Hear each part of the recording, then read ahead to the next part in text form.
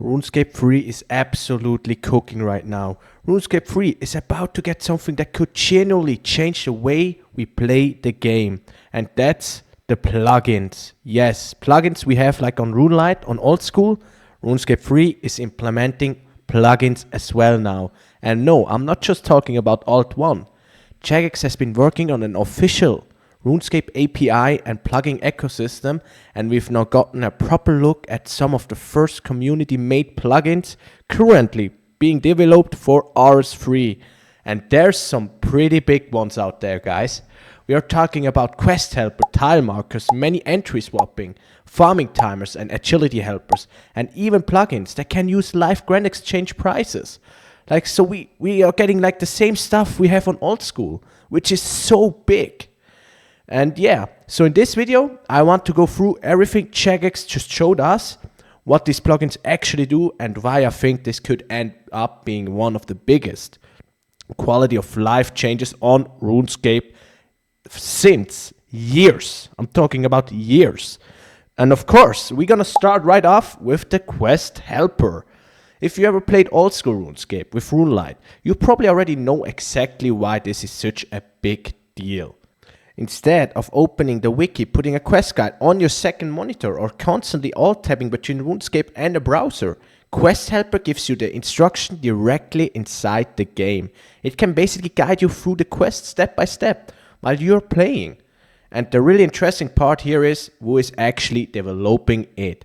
Jagex says Zoinquix, the creator of the well-known OSR's Quest Helper, Josh the farmer who made Bolt's Quest Helper, and TechPure who worked on the Alt 1 Quest Helper, are all collaborating together for the RuneScape 3 version. So you basically got people with experience making 3 different Quest Helpers systems coming together to build the official R3 plugin. And the R3 version is also going to work slightly differently from RuneLite. Instead of having the usual RuneLite sidebar, Jagex says Quest Helper has been implemented as an actual Windows inside RuneScape, which honestly makes a lot of sense considering how customizable the R3 interface already is. So, I personally think this could be a massive upgrade, especially for returning or new players. RuneScape has incredible quests, but let's be real, some of them have puzzles where you look at the screen for about 30 seconds and then immediately open the RS wiki. So, having that information directly inside the game should make questing way more accessible. But Quest Helper isn't even the only major plugin they showed, because next we have the tile markers. And this is another feature about RuneLite's players are going to recognize immediately. Tile markers let you highlight specific tiles in the game world. That could be useful for bossing mechanics. It could also be useful for skilling routes. It could be useful for clue scrolls. Or honestly, you could just mark random tiles around the Grand Exchange if that's what you really want to do. The developer J3 is also planning supporting for customizable markers and tile presets. And one of the ideas currently being discussed is making those presets shareable. That could be extremely useful. Imagine opening a boss guide and instead of someone spending 5 minutes explaining where you should stand, you just import their tile marker setup, same as on old school. And you instantly have the important locations marked in your own game. That alone has a lot of potential. Then, the next one, we have another RuneLite classic, the Many Entry Swapper. This plugin lets you rearrange the options to appear when you right-click something. So instead of being stuck with whatever interaction RuneScape decides should be at the top, you could customize it yourself and make it as you want it to. And Jagex is already discussing things like different saved layouts depending on activity. For example, maybe when you're fire making, you want one option prioritized when you craft or fletch. You want something completely different. It sounds like such a small future, but there's a lot of unique things about Many Entry Swapper. Like if you played old school and you had it on old school, you exactly know what I'm talking about. Like the best example is the Dragon Bones on the altar. You just right click and make it right click use the bones on the altar, and you have so much easier gameplay to do it. So next off, there's the Agility Helper. And this one is honestly way more advanced than I was expecting.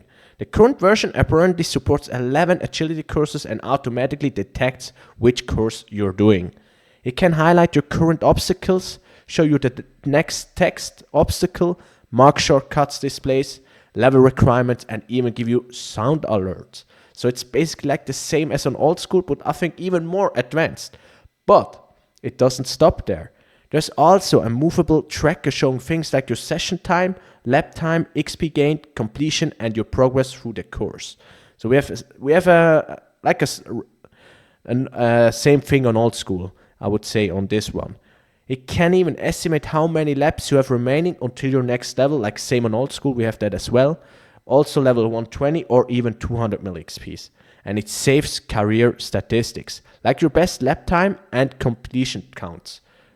So at that point, this isn't really just an agility helper anymore. It's basically an entire additional agility interface.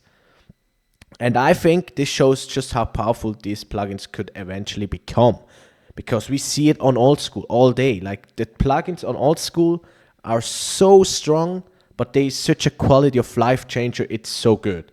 So next off, we have the home planner. This lets you experience with the player owned house layouts before actually spending your GP rebuilding everything. So that's a really cool one as well.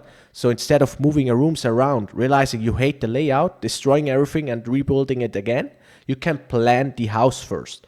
The developer also wants to make floor plans shareable.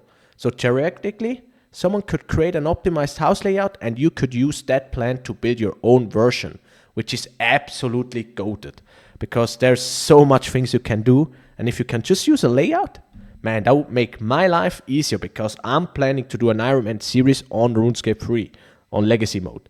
So then we have the farming timers. Like we have something on old school as well like that. And this is another one I can see becoming extremely popular as well. It tracks your farming patches and tells you when your troops are ready. And apparently those timers can continue being tracked even after you logged out. So instead of teleporting to a farming patch, you just discover that your herbs still aren't ready. You can just check the timer. They're also discussing potential adding player-owned farm animals if the API allows it, as well as different ways of sorting patches and possibly adding visuals or sound notifications. So then we have probably the simplest plugin in the entire preview. So that one is going to be fairy rings. And the future is literally a search bar. That's it. But honestly, such a game changer. Like we have it on old school as well. We can just look like Abyssire and you can directly teleport there without like looking up the codes. So I love this one, really nice. Instead of scrolling through destinations trying to remember where random 3 letters combination takes you somewhere, as I said, you can actually search the fairy ring interface. It's as I said, it's a tiny change, but it's massive. Like if you travel a lot with fairy rings, it's just massive because you don't have to Google the codes anymore. That's so good. So, and finally, we have the Runic Attune. This is a Runecrafting plugin that can pull in live grand exchange prices and show you information about which runes are profitable to make. It can display things like runes cost, XP rates, and profitability. And Jagex is already asking players whether the plugin should recommend one of best rune or perhaps rank the top 3 to 5 options. Now, this is where things start becoming really interesting because if plugins can access things like the grand exchange prices and combine that information with what you currently do, think about what other communities developers could eventually build. Like if you can actually access the grand exchange, you could track boss profits, better skilling calculators, drop trackers, XP per hour tools, collection log helpers, clues tools, like interface improvements. There's a ridiculous amount of stuff you could build. And yeah, like there's a lot of possibilities. Now to be very clear though, those are examples of what I think could potentially be possible. Jagex has not announced all of those. The plugins they have actually shown so far are the quest helpers, the tile markers, many entry swapper, agility helper, home planner, farming timers, and the fairy rings and the Runic attune. So don't expect to log into RuneScape tomorrow and suddenly have RuneLite inside RS3. But Jagex did say that these are only a handful of plugins currently being explored by community developers, and that there are more on the way. And that to me is actually the biggest part of this announcement. Quest help is cool, like tile markers, like every plugin is cool, like actually. And if you don't like it, just don't use it, like it's that simple. So if you like this video, please subscribe to my channel and I'll see you guys on the next one. Peace out.